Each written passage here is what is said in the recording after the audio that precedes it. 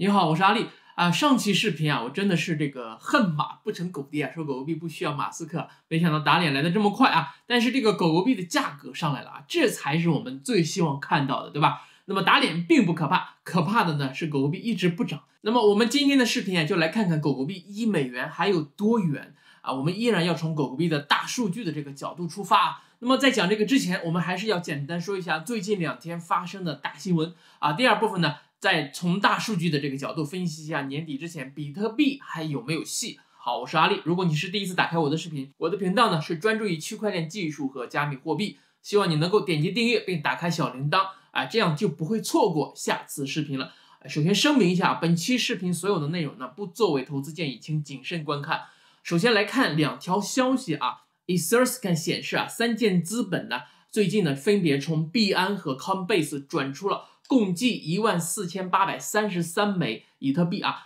约合呢5600万美元啊，到了这个三箭资本的钱包。自12月7日转出91477枚比特币之后，三箭资本呢最近1周与交易所交互的频繁，净转出以太坊共22416枚啊。就在11月20日啊，三箭资本的朱苏发推文表示，以太坊已经被他们所抛弃了。与此同时呢，他在推特中呢大力推广雪崩币AVAX。就在1天之后，雪崩币创出了147美元的历史高点。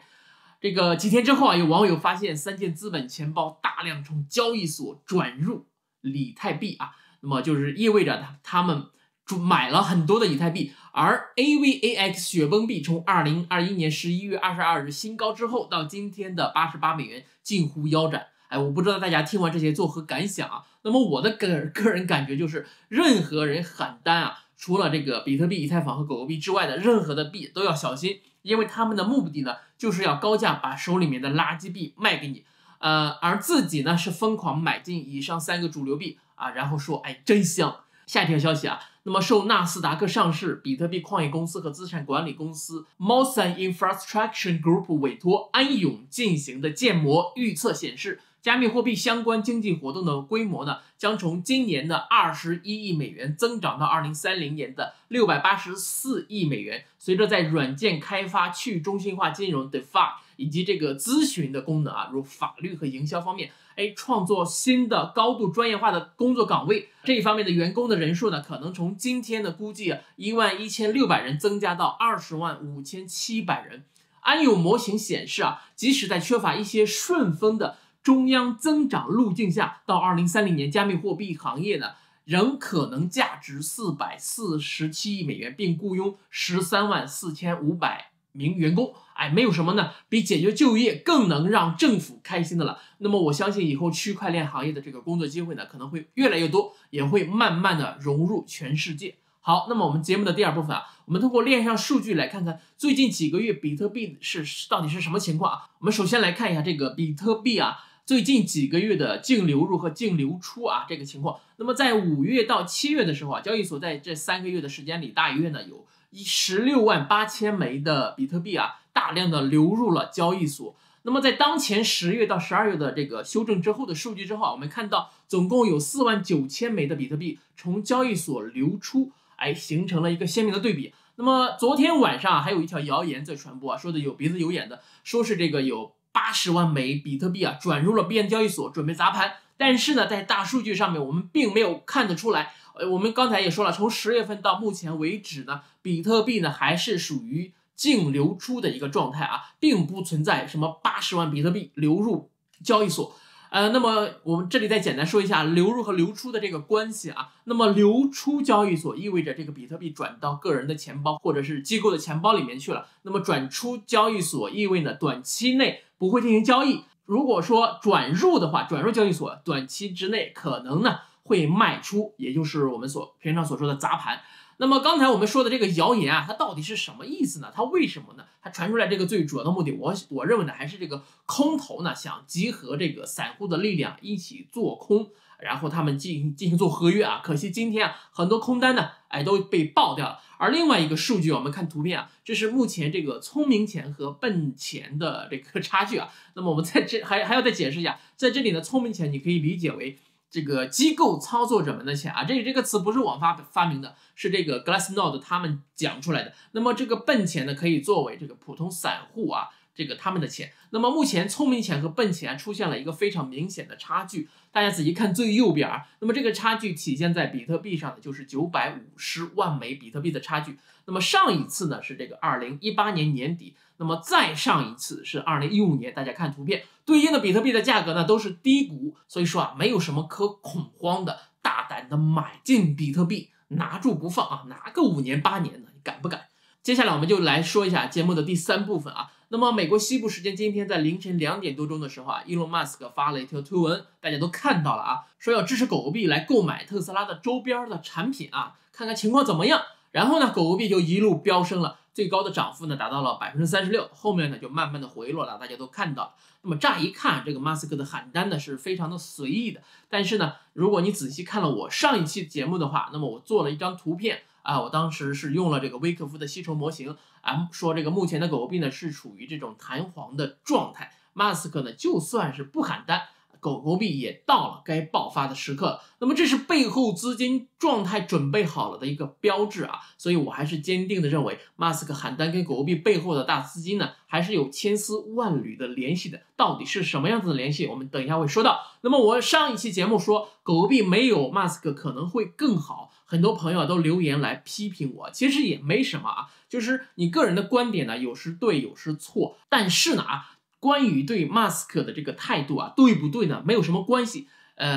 不是最重要的事情，最重要的呢就是狗狗币能够涨上去。哎，如果说涨不上去啊，天天喊单也没有用啊，涨上去了可能都不需要他来喊单了。那么我的意思呢也很明确，很多币呢并没有马斯克，对吧？照样涨得很好。如果说马斯克真心爱狗狗币，马上就要公布特斯拉支持狗狗币支付啊，保准1天之内币上1美元。那么是真爱呢，就要做真事儿啊，真做事儿，打嘴炮呢是没有用的。那么狗狗币是未来世界的货币啊，不会因为马斯克而有丝毫的改变。马斯克呢，只是狗狗币发展中的一个贵人。哎，马斯克能让狗狗币出圈，吸引更多的人进币圈，这是功德一件。但是呢，重点来了啊，你不能有事没事呢都喊一嗓子啊，因为这个很多合约赌狗都盯着老马的这个推特呢，他们去做合约。我们之前也分析过很多次比特币的合约的情况，我们今天来看一下目前狗狗币未平仓合约的情况。看完之后啊，你可能就知道为什么狗狗币前面为什么总是不涨。即便是老马拼命的喊单，它也不是不涨啊。那么大家来看这张图片啊，这是全网狗狗币未平仓合约的一个走势的图。那么全网目前狗狗币未平仓的合约的价值呢是4.26亿美元啊，其中币安一家交易所就有1.96亿美元，占了快一半了。那么马斯克的推文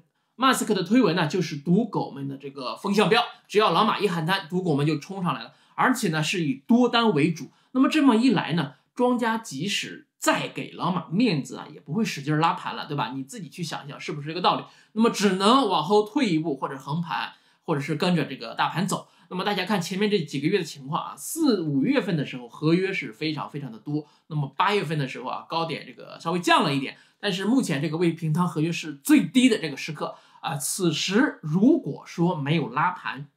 说明狗狗币就是死狗一条了。而马斯克呢，应该也是一个画图高手啊，大笔一挥画完，哎，那目前这个底部弹簧模型已经完成了，那么我们是不是要测试一下大鲸鱼还在不在？发个推文说这个特斯拉我们开始支持狗狗币购买周边产品了 ，OK， 好，剩下的交给时间。那么我相信啊，老马这个时候已经测试完成了，他已经得到他的答案了。那么我们也能看得出来啊，目前这个大鲸鱼呢，还是愿意配合老马。接下来的事情呢，应该就不用说了。那么我之前也讲过的啊，12月底特斯拉支持狗狗币购买汽车的话，如果真的能够实现的话，那么1天之内币上1美元。那么我现在最希望赌狗们啊，你们就不要来霍霍狗币了。那么可做合约的币有非常的多啊，你们去做别的币啊。那么我们接下来看这个我之前说的我做的这张图片啊，那么中间也是几经修正啊。首先声明啊，这个图片呢并不准确，并不精确啊，不能作为投资的依据。大家看这个图片啊，我猜测狗狗币是不可能一口气能拉上去的，毕竟0.3附近的压力还非常的大啊。这一点我们在前面狗狗币大数据那一期已经讲过了。那么拉上一点，往上拉一点呢，就要盘整，消化上方的这个套牢盘，然后耐心的等待真正的利好。那么这个真正的利好呢，是跟马斯克是没有任何的关系的啊！再声明一下，真正的利好呢，一定是来自狗狗币内部的利好，比如说支付费用的改变啊，比如说支付速度的改变，狗狗币节点的更新，再然后的这个节奏啊，谁都不需要了啊。那么只要有人提狗狗币，它就涨，甭管这个利空还是利好，有人提就涨，有人说就涨。那这个时间点呢，应该是在明年的第一季度年底之前呢啊，我个人呢是不抱什么希望了啊。那么能上0.3就行，剩下呢就交给这个狗狗币自身了。很多朋友还问我啊，这个不上$1是不是就不剪胡子？是的啊，在这里非常郑重的跟大家交代一下，不上$1不剪胡子。好，那么以上呢就是今天节目所有的内容了，希望能够带给大家一些思考啊。那么我每次节目都强调要带给大家一些思考，大家一定要独立思考啊，这是非常非常重要的。那么我后面还会继续持续不断的创作更好更有价值的内容。希望你能够点赞、转发、加订阅，让我们一起进步，共同发财。Peace。